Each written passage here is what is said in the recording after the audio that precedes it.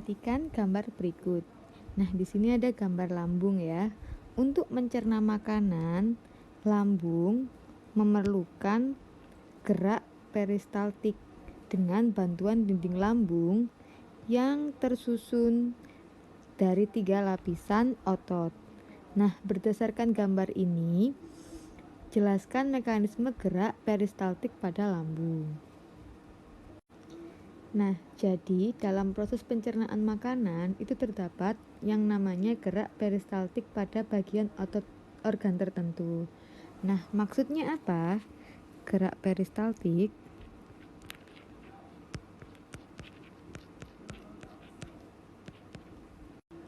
yakni kegiatan yang menyebabkan adanya kontraksi oleh gerakan otot-otot supaya makanan yang kita konsumsi dapat terdorong masuk pada sepanjang saluran pencernaan. Jadi gerak peristaltik itu adanya kontraksi ya. Nah, tujuannya agar makanan itu terdorong masuk dalam saluran pencernaan kita.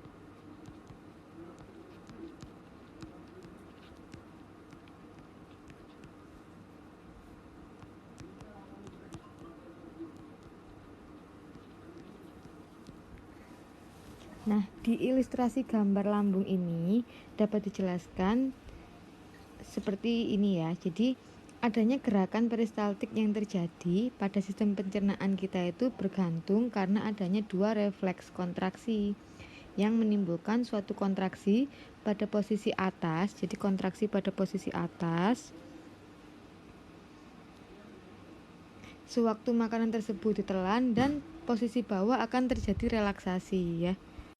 Dimulainya gerak peristaltik tersebut ketika terdapat makanan atau air yang kita konsumsi memasuki aliran saluran gastrointestinal sehingga menyebabkan otot-otot pada saluran berelaksi. Jadi ketika ada makanan nih masuk ke dalam lambung, nah lalu otot-otot ini berrelaksasi, lalu terjadi kegiatan menekan disebabkan oleh gerakan yang bergelombang. Jadi ini tuh bergelombang ya kan. Nah, yang menyebabkan air atau minuman itu dengan mudah lewat.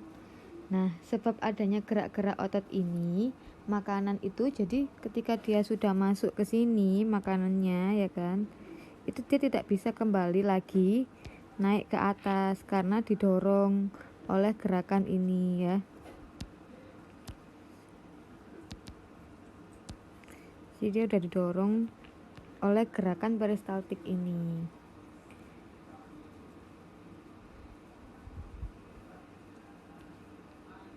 Jadi berdasarkan penjelasan tadi dapat kita tarik kesimpulan bahwa gerakan peristaltik yang berlangsung pada sepanjang saluran pencernaan itu disebabkan oleh kontraksi dan relaksasi otot polos ya.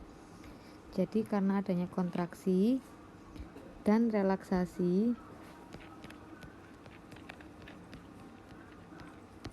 pada otot polos ya.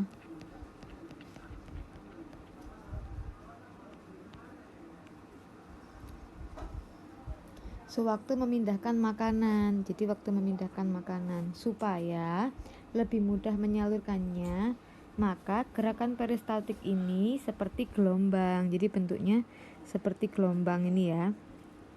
Ini kan. Tuh. Jadi gerakan peristaltik ini seperti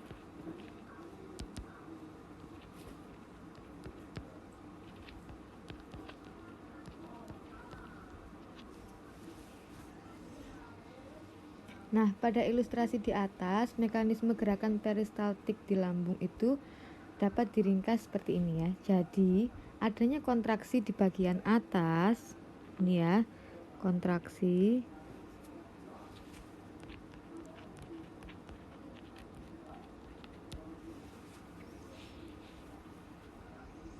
Dan berelaksi pada bagian bawah. Jadi kalau atasnya kontraksi, bagian bawahnya relaksasi ya.